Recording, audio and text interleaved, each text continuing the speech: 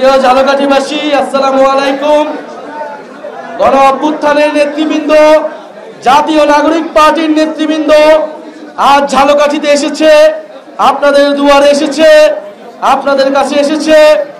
জুলাই গণ অভ্যুত্থানের পরে যে নতুন রাজনৈতিক শক্তির উত্থান ঘটেছে, সেই রাজনৈতিক শক্তি বাংলাদেশকে কিভাবে বিনির্মাণ করতে চায়, বাংলাদেশকে কিভাবে একটি নতুন দেশ হিসেবে গড়ে তুলতে চায়, সেই কথা বলতে এসেছে। প্রিয় ঝালকাঠিবাসী, আপনারা জানেন 2024 সালে বাংলাদেশের সন্তানেরা, এই কথা বলেন না তো,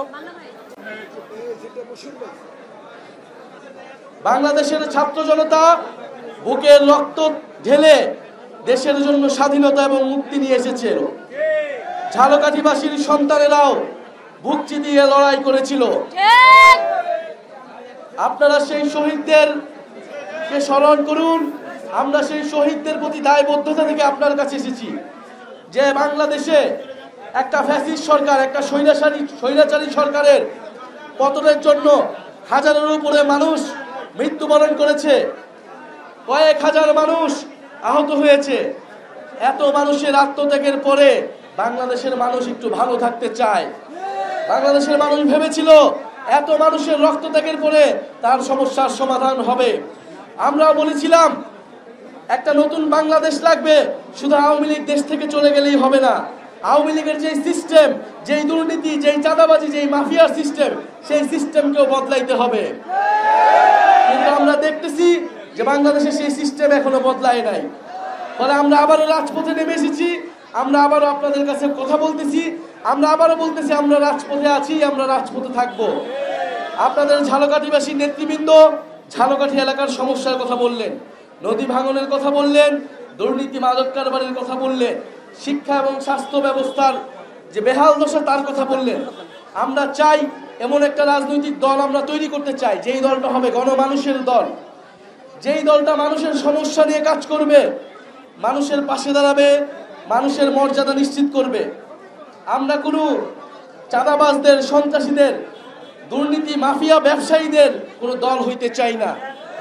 আমরা চাই যেই দল আপনার কথা বলবে, আপনার সমস্যা কথা বলবে এবং আপনার সমর্থনে যেই দল পরিচালিত হবে। জাতীয় নাগরিক পার্টি গণ অভ্যুত্থানের মধ্য থেকে তৈরি হওয়া সেরকম একটি দল। আপনাদের প্রতি আমরা বলতে এসেছি যে নতুন করে বাংলাদেশে ভয়ের সংস্কৃতি তৈরি করা হচ্ছে। বাংলাদেশে কথা বলতে গেলে থামিয়ে দেওয়ার চেষ্টা করা হচ্ছে, প্রশাসনকে দলীয়করণ করার চেষ্টা করা হচ্ছে। আমরা বলতে চাই এই ধরনের ষড়যন্ত্র করে, এই ধরনের পায়তারা করে কোনো লাভ হবে না। বাংলাদেশের ছাত্র জনতা রাজপথে নেমেছে, রক্ত দিয়েছে, আবারও রাজপথে নামার জন্য প্রস্তুত রয়েছে। কিন্তু আমরা বারবার রাজপথে নামতে চাই না। আমরা দেশের ভিতরে বিভাজন চাই না। মতপার্থক্য থাকবে, প্রতিদ্বন্দ্বিতা থাকবে, কিন্তু দেশের স্বার্থে সবাই ঐক্যবদ্ধ হবে, এটাই ছিল আমাদের প্রত্যাশা। কিন্তু যদি জনগণের বিরুদ্ধে কেউ দাঁড়ায়, তাহলে তার সাথে ঐক্য করা কোনো সম্ভব নয়।